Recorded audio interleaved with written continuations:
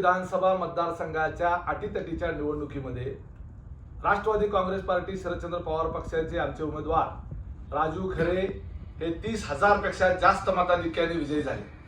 50 वर्षाची एकाधिकारशाही असलेली एकाच कुटुंबामध्ये असलेली सत्ता उलथवून या मोहोळ तालुक्यातील मोहोळ मतदारसंघातील सर्वसामान्य जनतेने स्वातंत्र्य लढा पुकारून या मोहोळ मतदारसंघाला गुलामीतून मुक्त केलं आहे।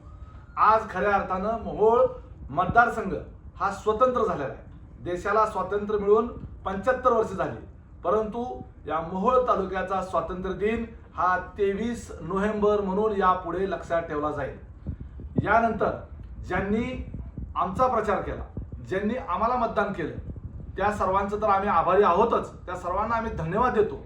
परंतु ज्यांनी आमच्या विरोधात मतदान केलं त्यांनाही आम्ही त्यांच्याबद्दलही कुठली कटुता ठेवणार नाही।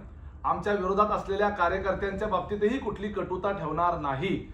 आता राजाभाऊ खरे हे निवडून आल्यानंतर आम्ही या मतदारसंघाच्या विकास कामावर लक्ष देऊ, मतदारसंघाला विकासाच्या दृष्टीनं अत्युच्च शिखरावर घेऊन जाण्याच्या करता शर्थीनं प्रयत्न करू।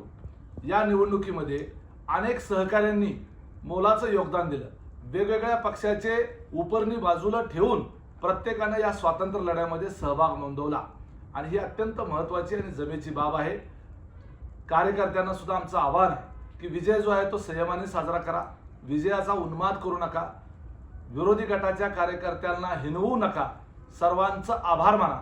प्रत्येक गावातल्या कार्यकर्त्यांनी ज्यांनी आपलं काम केलेलं आहे त्यांनी त्या गावकऱ्यांचा आभार माना, मतदारांचा आभार माना। धन्यवाद।